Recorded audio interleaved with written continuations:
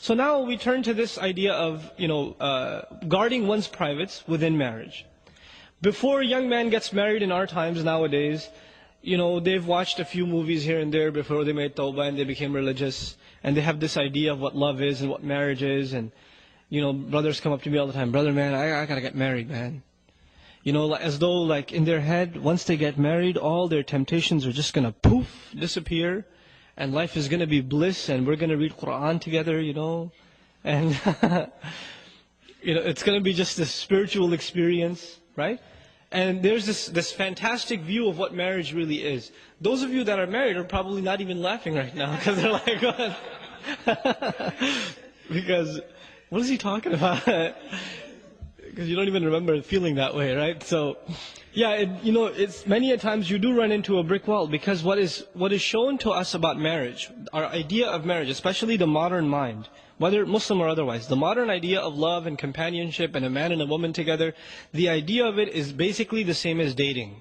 Okay? And dating means you have all the fun and when things get difficult, you walk away. That's what dating is, right?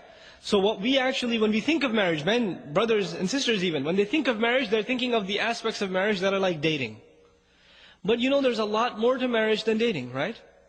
There's the bills, and there's the chores, and then you have to learn to live with another person, which is very difficult. You do things your way, she does things her way, and now there's a towel hanging the wrong way, or the toothbrush is in a different place, or there's too little sugar in your coffee or something, or little things start adding up and in the beginning, I love her too much, I'm not going to say anything, I can handle this. But a couple of years later, it starts piling up, and you're like, again with the sugar, and it starts adding up. Now this doesn't happen in dating because you're tired of this girl, move on to the next one. Or she's tired of you, I think, I don't want to deal with your smell anymore, I'm out. It's just walk away from it. But marriage is a serious commitment. And the terminology used in Quran is very strong. Al-Muhsanat, Al-Muhsinin. The Muhsin, the Ihsan, in Arabic, it's the word used for putting someone inside a fort, like a military camp. The idea of that is there are enemies outside. Once you're inside this military facility, you're safe, right? So women are described as women, are females that have been put inside the camp of protection. And who's protecting them? The husband is. From everything, from sadness, from difficulty, from shamelessness, in terms of ignorance, he's protecting them, he's giving them an education, he's protecting them in every single way.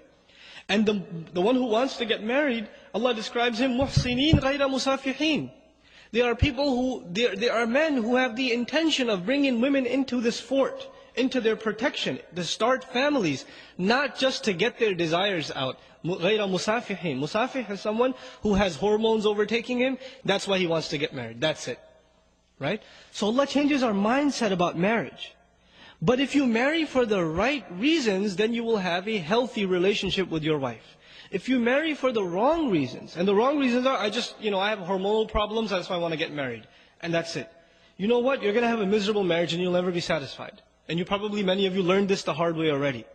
Because the intention was all messed up. The intention has to be to start a family, to please Allah subhanahu wa ta'ala, to increase the good in society. So now, the underlying principle in marriage, as it is in everything else in this deen of Allah subhanahu wa ta'ala, you worry about your obligations, and you forget about your rights. I know that sounds very harsh.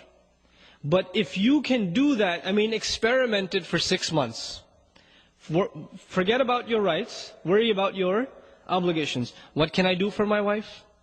What more can I do for her? Can I buy her a gift? I haven't given her anything for a long time.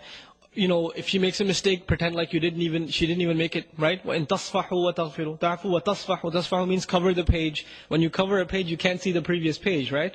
So if your wife makes a mistake, you pretend like you don't even see it, right? Instead of bringing it up and again with this, So you cover her mistakes, and you go out of your way to fulfill your side of the obligations. You go out of your way to show sabr and compassion and overlooking, and even the hurtful comments, you don't respond to them except with a smile, etc., etc. You go out of your way to do your part. Because when you start expecting You expect certain things from your wife. She should take care of me. I have physical needs. I have psychological needs. She should give me company. She should be nicer to me. She should smile when I come home from work instead of frowning at me all the time and reminding me what groceries I didn't do or what laundry I forgot to finish, right? She should be nicer to me. There's always these expectations in your head. And you know the believer, who does he expect from? The believer expects from his Lord, right? Because everyone besides Allah subhanahu wa ta'ala will disappoint your expectations. ضَعُفَ الطَّالِبْ وَالْمَطْلُوبِ is a universal principle Allah Azza wa Jalla revealed. The one who seeks, the one who demands is weak, has been weakened. And whatever he seeks has also been weakened, inherently weak. So long as you place any hopes in creation, you are necessarily going to be disappointed. You put hopes in your boss, he's going to give you a promotion, it's not going to happen. You know? You put hopes in a friend, he's going to come through, he gave you an appointment time, he's going to pick you up, he's going to be late. He's not going to be able to make it. You put hopes in creation, you put hopes in things, they will disappoint you. Allah Azza wa Jal wants us to learn to place hopes only in Him. And then when this attitude is developed, then what happens is, if your wife gives you a little, you're very grateful because you weren't expecting anything. A lot of times what happens is, we read a couple of Islamic books, maybe a couple of hadith about the rights of a husband and the rights of a wife, and what the crazy thing that happens is, husbands are reading about what husbands deserve, and wives are reading about what wives deserve. As opposed to the opposite. Husbands are supposed to be reading about what? What the wives deserve. But everybody's obsessed with themselves. They're selfish. Even when they come to Islam, they learn and they study that which serves them. So for example, parents, they may not know any Qur'an, but they know وَبِالْوَالِدَيْنِ إِحْسَانًا. They know that one. They don't even know where it is in the Qur'an, but they know this by heart. Right? Why do they know this by heart? Because it serves them. Right? The men, they may not know much about Qur'an, but as soon as the wife says a word, الرِّجَالْ قَوَّمُونَ عَلَى النِّسَاءِ, because it's self-serving. Now you're not a servant of Allah subhanahu wa ta'ala, you're using Allah's deen to serve yourself, right? So one has to understand, our deen first and foremost is a responsibility to fulfill our obligations. So we study and we learn how do we excel with our wives? How does the wife excel with the husband? You know, I gave a khutbah some time ago about the rights of the wife and the husband. And you know, I made 2 handouts. One was advice for wives, one was advice for husbands. And I said it over and over in the khutbah. Don't read the rights of the husband. Please, husbands, don't read those. Just read the rights of the wife. I made a handout for you, don't read the wife's handout. Read your handout. 20 brothers come up to me after the khutbah. Brother, that handout for the wives, can you give me a copy? It's like, no, I can't give you a copy. Because you're going to go home and say, see this? Point number 4 right here? You've been missing out on this for 6 months. You know? And these are real problems in marriage. This can lead to a really serious turmoil in marriage. So you want to have a healthy relationship in marriage, you have to take care of your obligations.